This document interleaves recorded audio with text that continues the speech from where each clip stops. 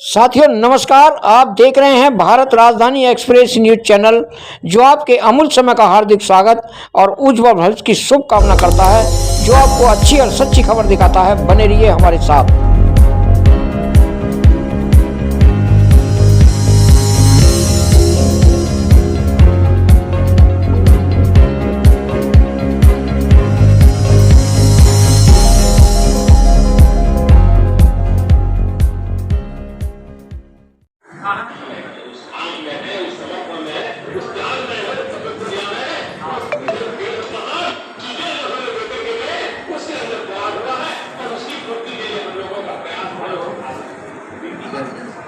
Hello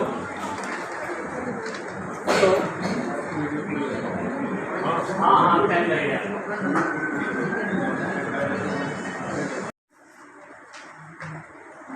शुक्रिया doctor साहब, मुझ पर अपना स्थान ग्रहण करें। मैं सिस्टर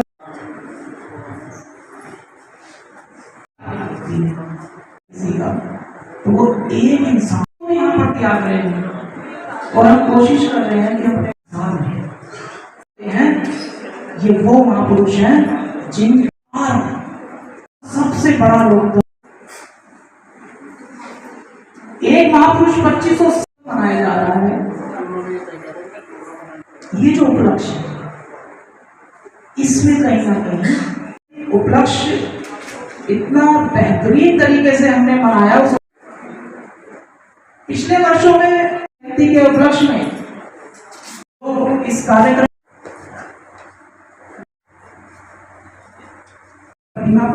सभी से गुजारिश करूंगा जो यहाँ पर अतिथिगण आए हुए हैं कि वो पुष्पांजलि, नेगेटिविटी दूर हो जाती है, पॉजिटिविटी भर जाती है। यही इसका रोशनी उसका महत्व पता चल जाएगा। कमरा अंधेरा कमरा चाहूंगा, अपना मैडम से भी करना चाहूंगा, अगले लोग भी आए।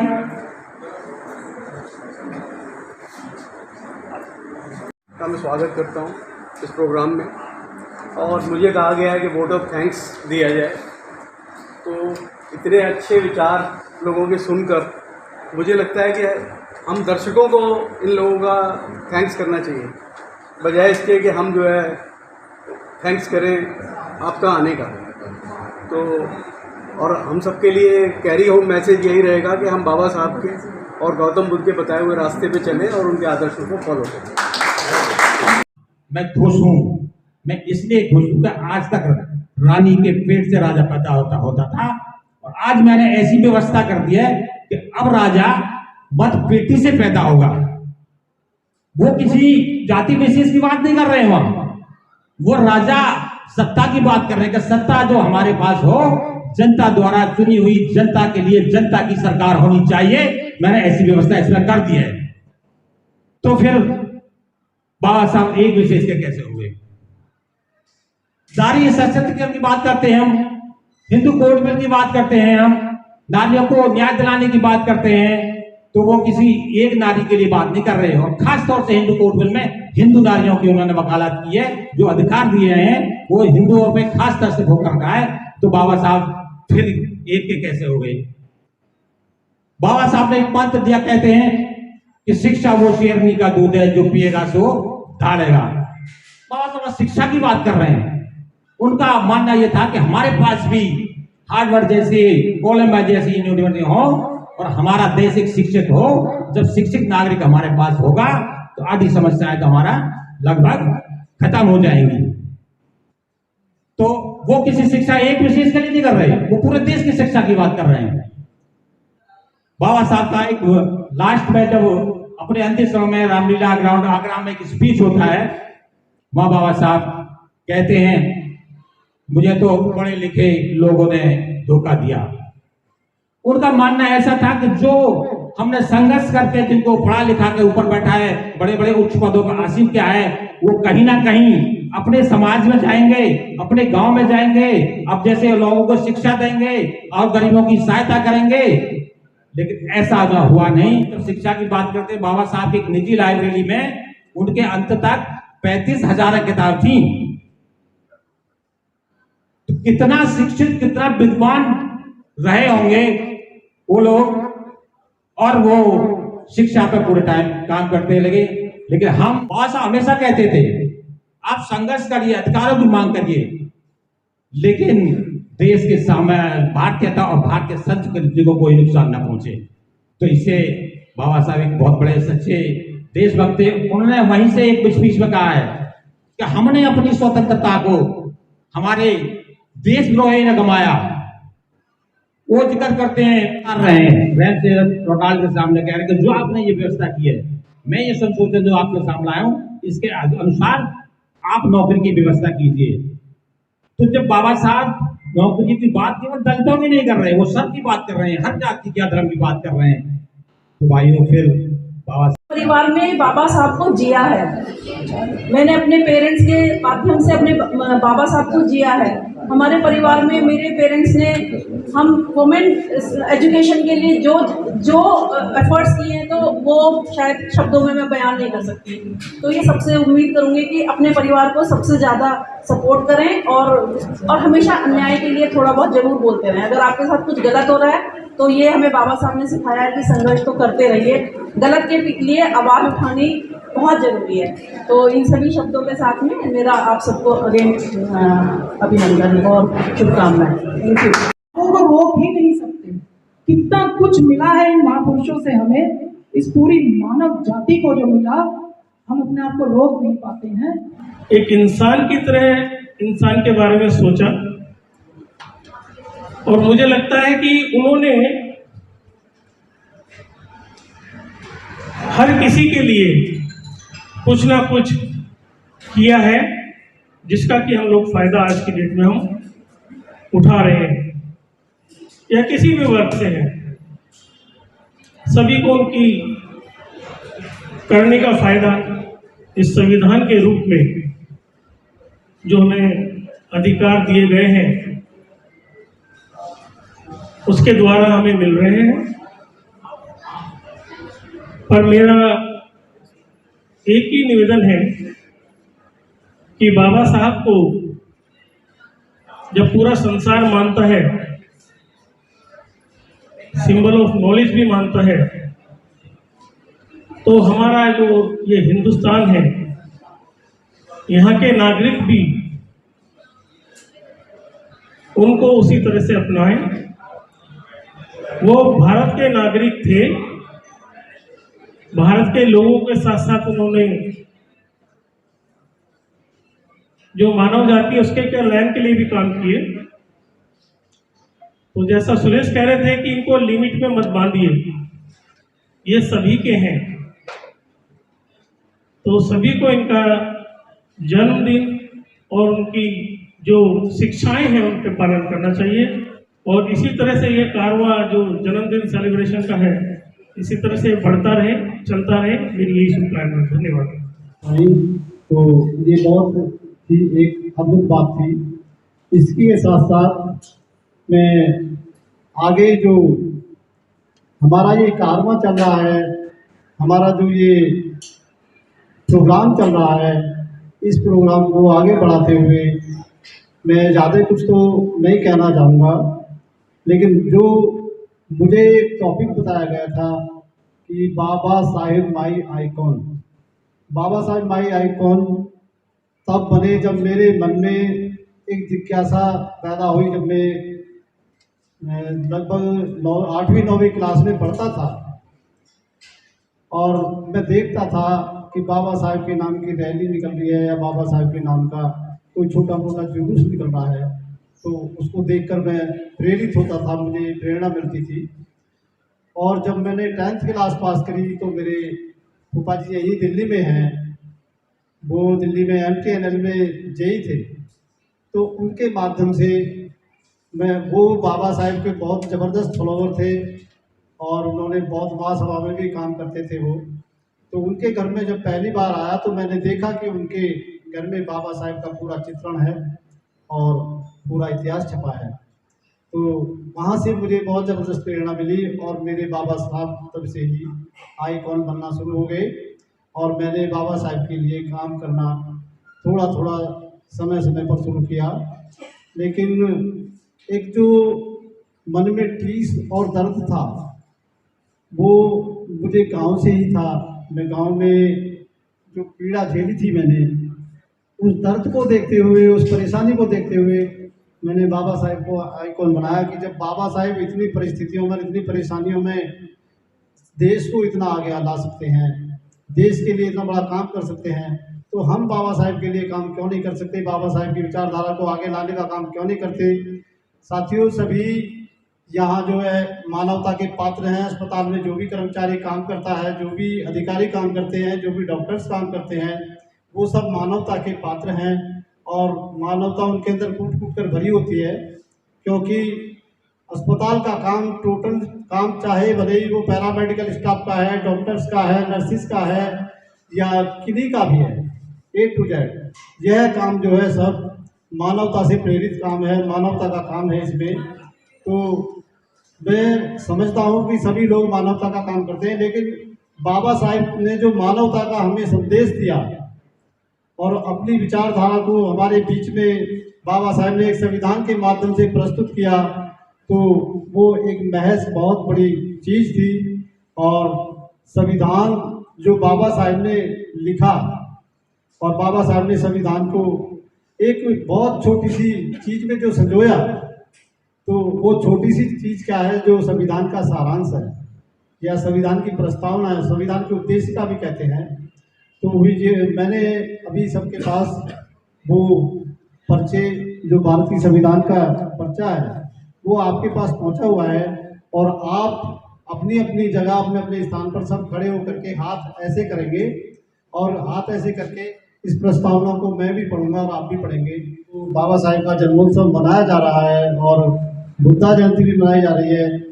इसी के संदर्भ में आए सभी अतिथिगणों को जय भीम नमो बुद्धाय और सभी कर्मचारी गणों, सभी अधिकारियों को जय भीम नमो बुद्धाय। साथियों, मेरे से पहले भी हमारे मंच संचालक बहुत कुछ चीज़ें बता चुके हैं और बाबा साहब की साइड ये सारा इनके बल पे बदलना है भारतवर्ष ये सारा, वो पालनहार हमारा, वो है आधार हमारा, वो राह दिखाने वाला, वो है आधार हमारा। कैसे भुलाऊं उनके उपकार, शिल्पकार शिल्पकार शिल्पकार, नमन तुझे ओ संविधान के शिल्पकार, नमन तुझे ओ संविधान के को कुर्बान कर कर हमें सम्मान से जीने का अधिकार दिलाया। धन्यवाद। कि अगर बाबा साहेब न होते तो आज पूनम ददम यहाँ न होती और सदा रही रहूंगी मैं उनकी। सभी धर्मों का अध्ययन कर, सभी धर्मों का अध्ययन कर बौद्ध धर्म अपनाया था, सभी धर्मों का अध्ययन कर बौद्ध धर्म अपनाया था और महात्मा बुद्ध के विचारों से हमें फिर से अवगत कराया था। सत्य, शांति, अहिंसा का हमें फिर से पार पड़ा। साहू जी महाराज ने उनका हाथ थामा था, बड़ौदा के महाराजा ने उन्हें विदेश पढ़ने भेजा था। शिक्षा को हथियार बनाकर सभी कुरीतियों पर वार किया। शिक्षा शेरनी का वो दूध है जो पिएगा वो दहाड़ेगा, यह मूल मंत्र देकर हम सबका उद्धार किया। मैं रिक्वेस्ट करूंगा से कि वो भी मंच पर आए और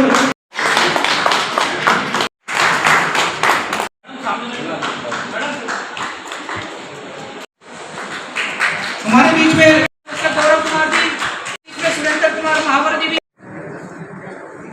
हमारे बीच में जो भी रक्तदाता मंच पे आ गए, मंच पे आ गए।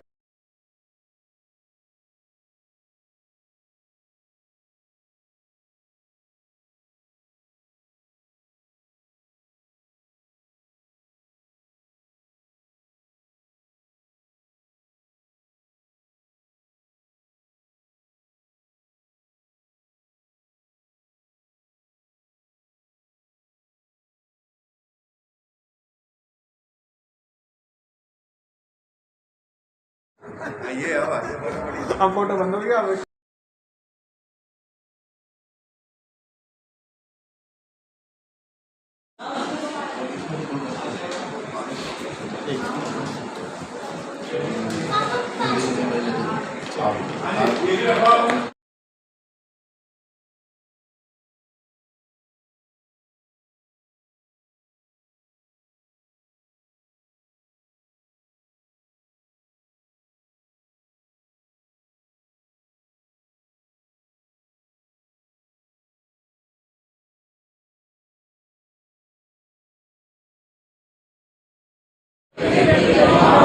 राष्ट्र की एकता और अखंडता सुनिश्चित करने वाली बंधुता बढ़ाने के लिए मैं आज तारीख 26 नवंबर 1949 ईस्वी मिति मार्गशीट शुक्ला सप्तमी और यही हमारी सच्ची श्रद्धांजलि होता है। साथियों नमस्कार, मैं भारत राजधानी एक्सप्रेस न्यूज चैनल दिल्ली से राजकुमार सिंह की रिपोर्ट को देखिए। जनरल हॉस्पिटल है सादरा दिल्ली के अंदर। आप यहाँ पर मांगे राम जी है जो फाउंडेशन डेवलपमेंट चीफ डायरेक्टर हैं, जो यहाँ लैब टेक्नीशियन हैं।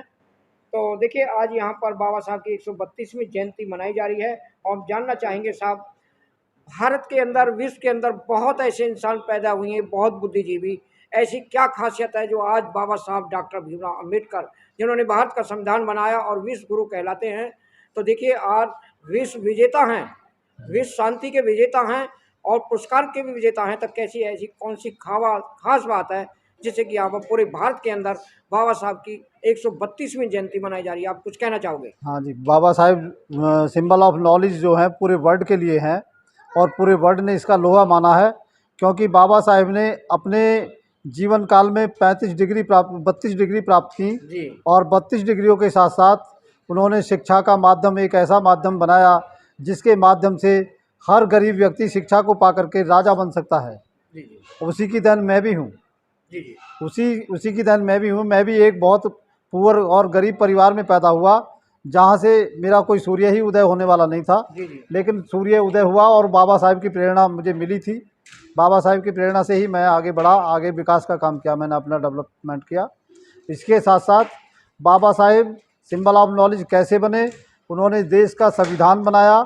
भारतवर्ष का संविधान बनाने के बाद और भारतवर्ष को एक मुख्य धारा में, संसार की मुख्य धारा में लाने के लिए ये भारतवर्ष एक ऐसी चीज़ बनी कि जो देश का संविधान उनके लिए सर्वप्रिय हुआ और जिसके माध्यम से आज पूरा विश्व उनका लोहा मानता है। खाली हमारा देश ही नहीं, पूरा विश्व लोहा मानता है। और उसके साथ साथ देश के अंदर जो भी गतिविधियां चल रही हैं वो सारी गतिविधियां बाबा साहेब से निर्मित हैं।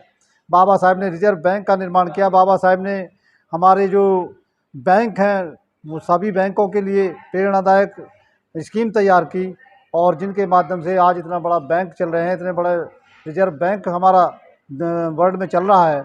इसी के साथ साथ एक रिजर्व बैंक ही नहीं, संविधान के माध्यम से और बहुत सारी गतिविधियां, बहुत सी कानून और बहुत से मंत्रालय जो चल रहे हैं, तमाम मंत्रालय संविधान के माध्यम से चलते हैं। संविधान ही एक बाबा साहेब का एक ऐसा हथियार था जिन्होंने अपने कलम के माध्यम से पूरे देश को में लोहा मनवाया और आज पूरा देश बाबा साहेब का ऋणी है।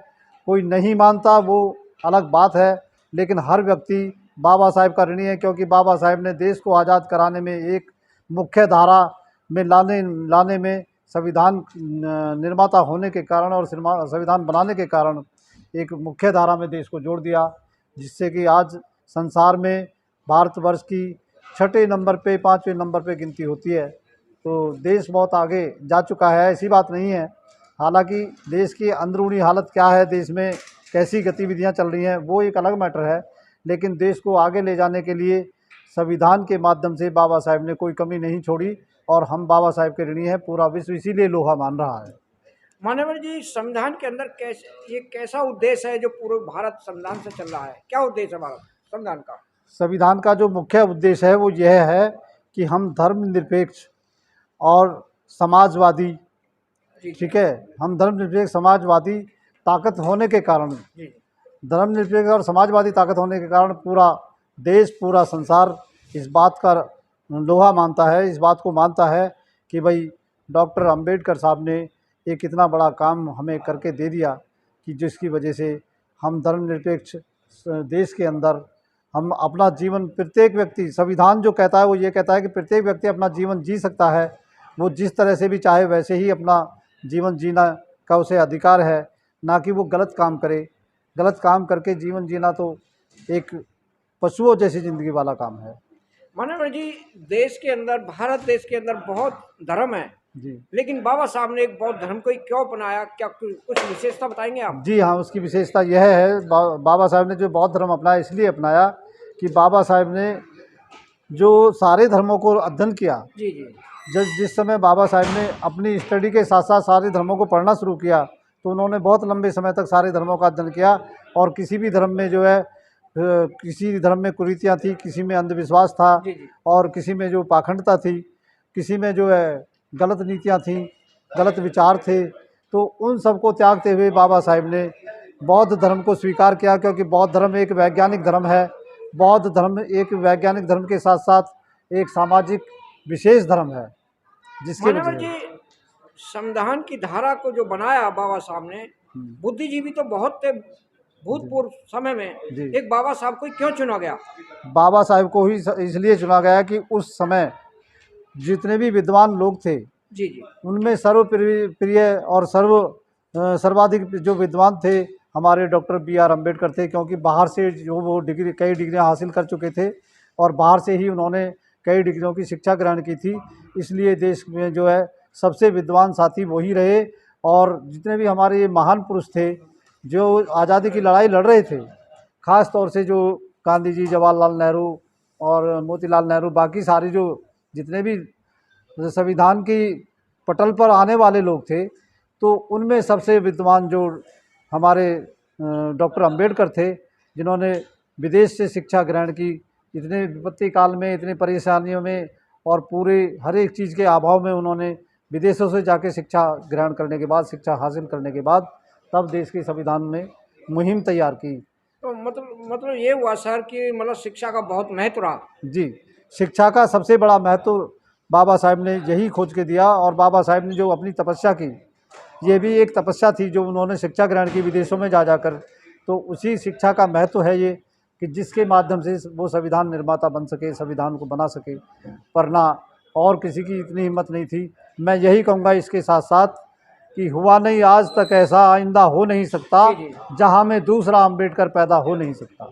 धन्यवाद। देखिए, मांगे राम जी हैं जनरल हॉस्पिटल के अंदर, बहुत अच्छी बात आई। समानता और समता का भाव संविधान में मिला और बाबा साहब के मन से भी मिला, उनकी बुद्धि से मिला। और ये शिक्षा का भार था।